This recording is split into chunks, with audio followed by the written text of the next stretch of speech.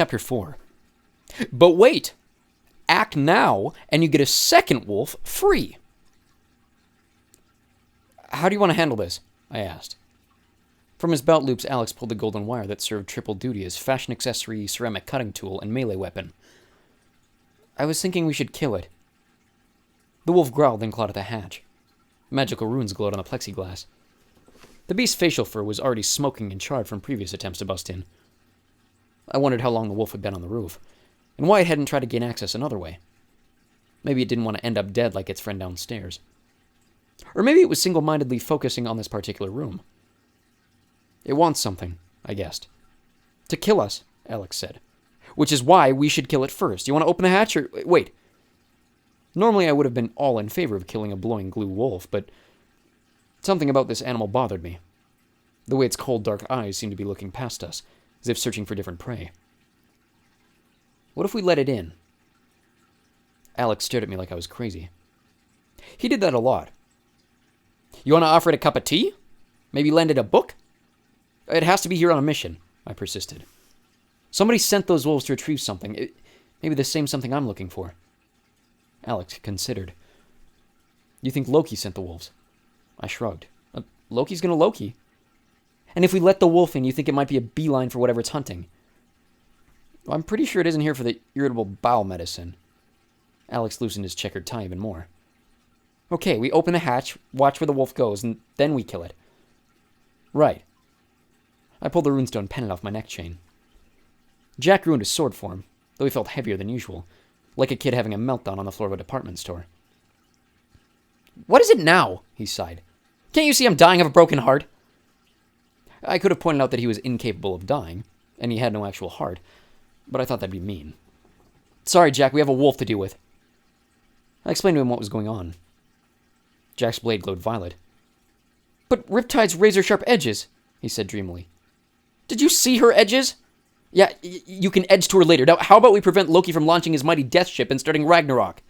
Then maybe we can arrange a second date for you and Riptide. Another heavy sigh. Wolf.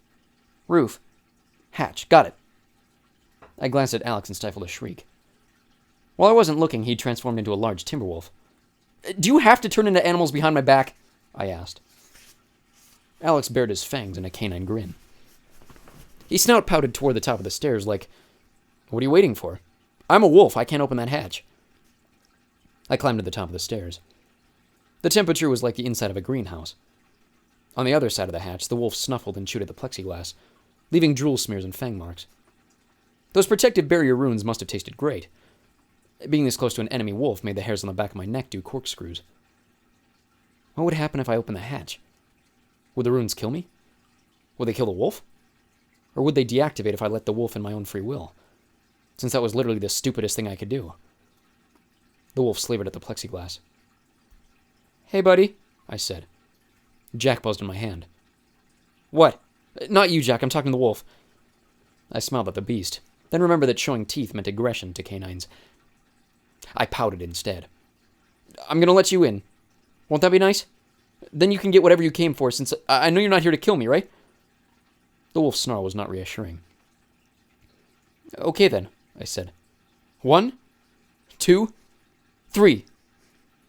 I pushed against the hatch with all my unharious strength, shoving the wolf back as I surged onto the roof deck. I had time to register a barbecue grill, some planters overflowing with hibiscus, and 2 lounge chairs overlooking an amazing view of the Charles River. I wanted to slap Uncle Randall for never telling me he had such a cool party spot. The wolf stepped from behind the hatch and growled. Its hackles raised like a shaggy dorsal fin. One of its eyes was swollen shut. The eyelid burned from contact with my uncle's rune trap. Now? Jack asked with no particular enthusiasm. Not yet. I flexed my knees, ready to spring into action if necessary. I'd show this wolf how well I could fight, or, how fast I could run away, depending on what the situation called for. The wolf regarded me with its one good eye. It snorted dismissively and bolted down the stairwell into the townhouse. I wasn't sure whether to be relieved or insulted. I ran after it. By the time I reached the bottom of the stairs, Alex and the other wolf were having a snarl-off in the middle of the library. They bared their teeth and circled one another, looking for any signs of fear or weakness. The blue wolf was much larger. The neon wisp glowing in its fur gave it a certain cool factor. But it was also half blind and wincing in pain. Alex, being Alex, showed no signs of being intimidated. He stood his ground as the other wolf edged around him. Once our glowing blue visitor was confident Alex wasn't going to attack, it raised its snout and sniffed the air. I expected it to run toward the bookshelves and chomp some secret book of nautical maps, or maybe a copy of How to Stop Loki's Ship of Death in 3 Easy Steps. Instead, the wolf lunged toward the fireplace, jumped at the mantel, and grabbed the meat horn in its mouth. Some sluggish part of my brain thought, "Hey, I should probably stop it." Alex was way ahead of me. In one fluid movement, he morphed back into human form, stepped forward, and lashed out with his garrote like he was throwing a bowling ball. Actually, it was a lot more graceful than that. I'd seen Alex bowl, and it wasn't pretty. The golden cord wrapped around the wolf's neck. With one yank backward, Alex cured the wolf of any future headache problems.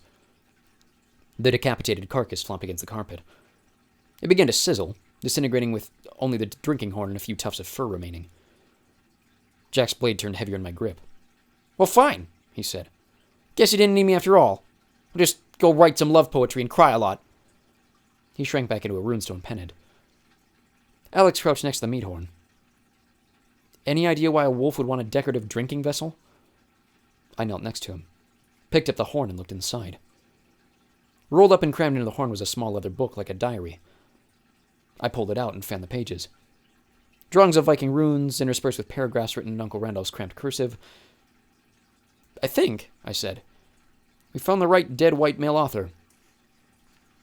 We reclined in the lounge chairs on the roof deck. While I flipped through my uncle's notebook, trying to make sense of his frenzied rune drawings and cursive crazy talk, Alex relaxed and sipped guava juice from the meat horn. Why Uncle Randolph kept guava juice in his library's mini-fridge, I couldn't tell you. Every so often, just to annoy me, Alex slurped with exaggerated gusto and smacked his lips. "Are you sure it's safe to drink from that horn?" I asked. "It could be cursed or something." Alex grabbed his throat and pretended to choke. "Oh no, I'm turning into a frog." "Please don't." He pointed at the diary. "Any luck with that?" I stared at the pages. Runes swam in front of my eyes. The notations were in a mix of languages. Old Norse, Swedish, and some I couldn't begin to guess. Even the passages in English made little sense. I felt like I was trying to read an advanced quantum physics textbook backward in a mirror. "Most of it's over my head," I admitted. "The earlier pages look like they're about Randolph's search for this sort of summer. I recognize some of the references. But here at the end, the last few pages were more hastily written. Randolph's writing turned shaky and frantic. Splashes of dried blood freckled the paper. I remember that in the tomb of the Viking zombies in Provincetown, Randolph had gotten several of his fingers lopped off. These pages might have been written after that, with his non-dominant hand. The watery cursive reminded me of the way I used to write back in elementary school, when my teacher forced me to use my right hand. On the last page, Randolph had scratched my name. Magnus. Under that, he'd sketched 2 serpents interlocking in a figure 8. The quality of his drawing was terrible, but I recognized the symbol. Alex had the same thing tattooed on the nape of his neck. The sign of Loki. Below that was a term in what I assumed was Old Norse. Mjöd. Then some notes in English. Might stop L. Whetstone of Bulwark. Guards. Where? That last word trailed downward. A question mark, desperate scrawl. "What do you make of this?" I passed the book to Alex. He frowned. "That's my mom's symbol, obviously." "Yeah, you heard that right. Loki was normally a male god, but he happened to be Alex's mother. Long story." "And the rest of it?" I asked. "Well, this word looks like moo with a J. Perhaps Scandinavian cows have an accent?" "I take it you don't read Old Norse then, or whatever that language is." "Magnus, it may shock you to learn that I do not have every talent in the world, just most of the important ones." He squinted at the page. When he concentrated, the left corner of his mouth twitched like he was enjoying a secret joke. I found that tick distracting. I wanted to know what he found so funny. Might stop L, Alex read. "Let's assume that's Loki. Whetstone of Bulwark. You think that's the same thing as the Skofning Stone?" I shuddered. We'd lost the Skofning Stone and the Skofning Sword during a wedding party in Loki's cavern, when he'd escaped the bindings that had held him for 1,000 years. Oops. Our bad. I never wanted to see that particular whetstone again. "I hope not," I said. "Ever heard the name Bulwark?" "Nope." Alex finished his guava juice. I'm kind of digging this meat horn, though. You mind if I keep it? All yours. I found the idea of Alex taking a souvenir from my family mansion strangely pleasing. So, if Randolph wanted me to find that book, and Loki sent the wolves to get it before I could... Alex tossed the journal back to me. Assuming what you said is true, and assuming it's not a trap, and assuming those notes aren't the ramblings of a madman? Yeah. Then best case scenario, your uncle came up with an idea to stop Loki. It wasn't something he could do himself, but he hoped you could. It involves a whetstone, a bulwark, and possibly a Scandinavian cow. Well, when you put it like that, it doesn't sound so promising. Alex poked the tip of the meat horn. Sorry to burst your bubble, but most plans to stop Loki fail. We know this. The bitter edge in his voice surprised me. You're thinking about your training sessions with Sam, I guessed. How are they going? Alex's face told me the answer. Among Loki's many disturbing qualities, he could command his children to do whatever he wanted whenever they were in his presence, which made family reunions a real drag show. Alex was the exception. He'd somehow learned to resist Loki's power, and for the past 6 weeks, he'd been trying to teach his half-sister Samira Alabas to do the same. The fact that neither of them talked much about their training suggested that it hadn't been a rousing success. She's trying, Alex said. It doesn't make it easier that she's... He stopped himself. What? Never mind, I promise not to talk about it. Well, now I'm really curious. Is everything okay with her and Amir? Alex snorted. Oh, yeah. They're still head over heels. Dreaming of the day when they can get married. I swear it's... If those two didn't have me to chaperone them, they did something crazy like hold hands. And what's the problem? Alex waved off my question. All I'm saying is that you shouldn't trust anything you get from your Uncle Randolph. Not the advice in that book, not this house. Anything you inherit from family, it always comes with strings attached.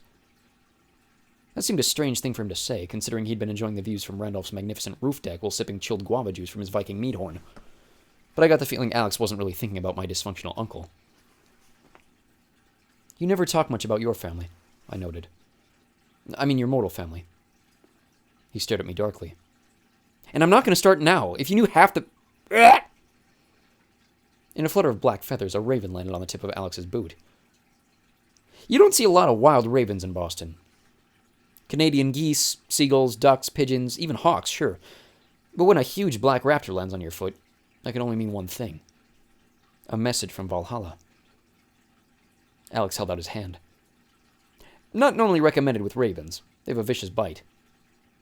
The bird hopped on his wrist, barfed up a hard pellet the size of a pecan right into Alex's palm, then flew away. Its mission accomplished. Yes, our ravens deliver messages via barf mail. Ravens have a natural ability to regurgitate inedible substances like bones and fur, so they have no qualms about swallowing a message capsule, flying it across the 9 worlds, and vomiting it to the correct recipient. It wouldn't have been my chosen career, but hey, no judgment. Alex cracked open the pellet. He unfolded the letter and began to read, the corner of his mouth starting to twitch again. It's from TJ, he said. Looks like we're leaving today. Right now, in fact. What? I sat up in my recliner. Why? Of course, I'd known we were running out of time. We had to leave soon in order to reach Loki's ship before midsummer. But there was a big difference between soon and right now. I wasn't a big fan of right now. Alex kept reading. Something about the tide? I don't know. I better go bust Samir out of school. She'll be in calculus. She's not going to be happy about leaving. He rose and offered me a hand. I didn't want to get up. I wanted to stay there on that deck with Alex and watch the afternoon sunlight change the color of the river from blue to amber. Maybe we could read some of Randolph's old paperbacks. We could drink all his guava juice. But the raven had barfed up our orders, and you couldn't argue with that. I took Alex's hand and got to my feet. You want me to come with you? Alex frowned. No, dummy, you've got to get back to Valhalla. You're the one with the boat. Speaking of which, have you warned the others about... No, I said, my face burning. Not yet. Alex laughed. Well, that should be interesting. Don't wait for Sam and me. We'll catch up with you somewhere along the way. Before I could ask what he meant by that, Alex turned into a flamingo and launched himself into the sky, making it a banner day for Boston birdwatchers.